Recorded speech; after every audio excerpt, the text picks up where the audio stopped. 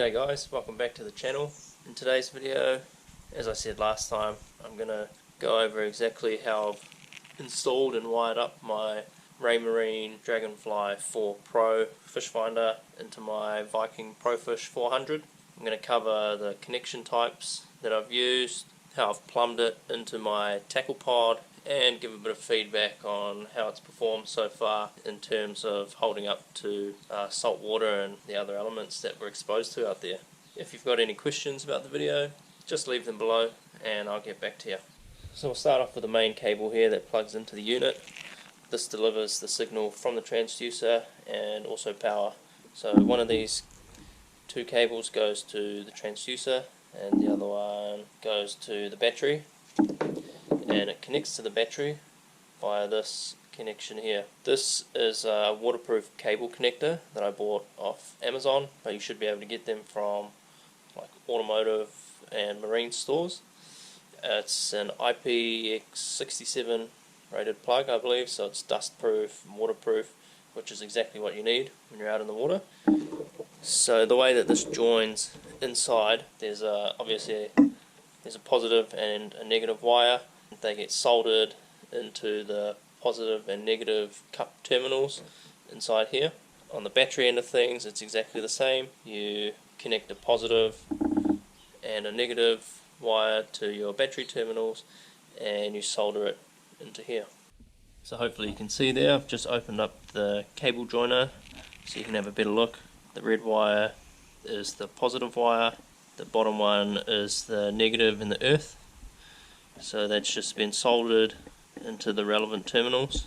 On the connection in here, it's labelled 1 and 2, so that when you then connect up the other side, this is also labelled 1 and 2 in there, and it just makes it easier to make sure you're connecting the correct wires to the correct terminals.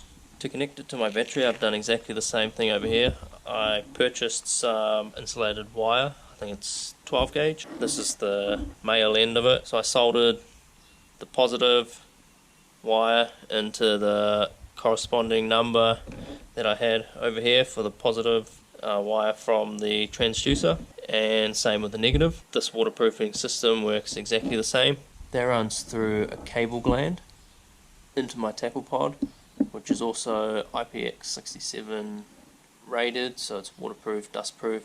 I've had nothing get into there, and it's just a really clean, simple way of routing wires through the tackle pod and making sure that they stay waterproof. So the way these connect up, you can see it's threaded there. This is the male end, and then this blue collar is threaded on the inside too, and they just screw together like so.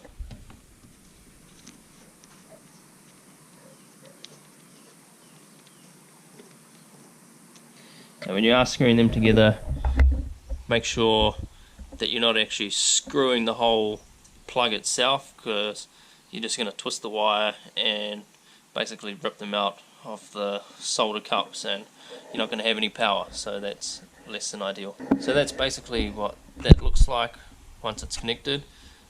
I mean, some people might not like it because it's a little bit big and bulky, but I think given that the trade-off is a perfectly waterproof system that you're never going to have to worry about having water or anything else get in there, I think it's absolutely fine. And the fact that it's so easy to just disconnect at the end of the day, I think is a big plus. Now, I did buy these connections, like I say, about a year ago. However, I'll do my best to find them again on Amazon, and I'll put links to everything that I've used in here in the description below, in case anyone out there wants to hook up theirs like I've done mine. So I'll quickly show you my battery. This is inside the tackle pod. I've pulled it out. It's usually mounted down there, and there you can see there's Velcro strips on the bottom. It just sits on there. Red wire has a fuse wired in with it. I believe it's part of the installation instructions from Raymarine. But even if it doesn't say that in your instructions, it's just good practice to have a fuse in there. This is obviously the other end of this cable, so this cable runs through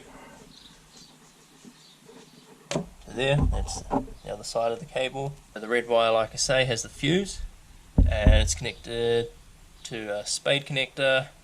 The negative side is the white wire in this case, often it's black, but it's also connected to a spade connector, and then obviously the positive wire is connected to the positive terminal, the negative wire is connected to the negative terminal.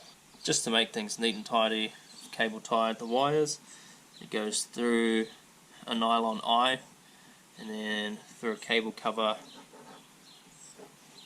into the hull of the kayak. Sorry, I'm trying to do my best to provide some lighting here with my phone. So that's all the wires just bundled up nicely and cable tied so that it's not a big mess. It's very important that you do not cut the transducer cable, because that's measured to a certain length in order to provide the right signal and the right frequencies for your fish finder. So if you alter the length of your transducer cable, you will very likely get incorrect readings on your fish finder. So the scupper hole on the Viking Pro Fish 400 is slightly too small to fit the transducer in it. So all I've done is I've mounted in hull like this. The way I did that was I cleaned the bottom of the hull with an IPA solution. From there I placed some Sally's All Clear on the hull.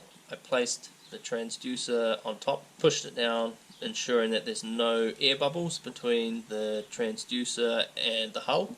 So if there's air bubbles, you will also get incorrect readings. A good idea is to sort of tape it down or put a weight on it while it dries. From there I just put a bunch more Sally's All Clear over the top just to hold it in place nicely. Yeah, it performs great. A lot of people are against in-hull transducers, but I mean, if that's all you can do, then you make it work. And like I say, I fish up to about 30 meters depth usually, which is I don't know, 100 feet maybe, and I get fantastic readings. I can see the fish no problem. It obviously doesn't pick up the water temperature straight away, but once the hull reaches the temperature of the water, then it obviously shows that reading as well. So yeah, it works fine for me. So the only other thing that I might do differently in the future, or a little addition, is to maybe wire in a switch up here. Reason being, once it's plugged in, it just powers on automatically. Yeah, it'd be nice to have a switch here so I could plug everything up ready to go, and then once I'm on the water just turn it on manually. A lot of you may not be aware of how I've mounted it to the tackle pod itself, what kind of fittings I've used. So this collar here comes with the fish finder itself, and I've mounted it to a Railblazer platform. If you don't know what Railblazer is, go and check it out. I'll put the website up here somewhere. They create a whole range of basically connections for you to mount virtually anything to your kayak, boat, whatever it may be. So this is a Railblazer platform, and that is connected to a Railblazer HD starport. There's a little locking mechanism down here,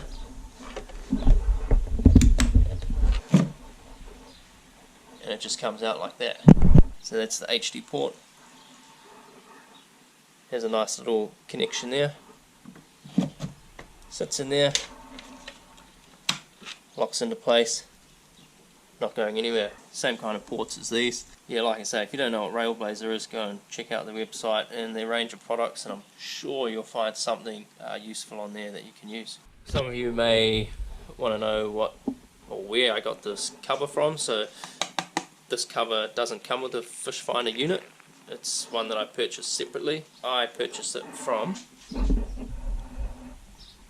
Burley Pro, which I believe is an Australian company who make a lot of fishing accessories. So if you're interested, go and check them out. I'll put their website somewhere as well. And I think it was only about 40 New Zealand dollars or something like that, so real cheap, but you know, it gives it a nice look and also gives some sun protection, glare protection. Anyway guys, I think I've covered everything that I wanted to cover. If I haven't, then apologies. Like I say, if you've got any questions, just leave them below and I'll get back to you. if you've got any ideas for future videos that you want to see, then once again let me know. But anyway, have a marvellous day and we'll see you in the next video.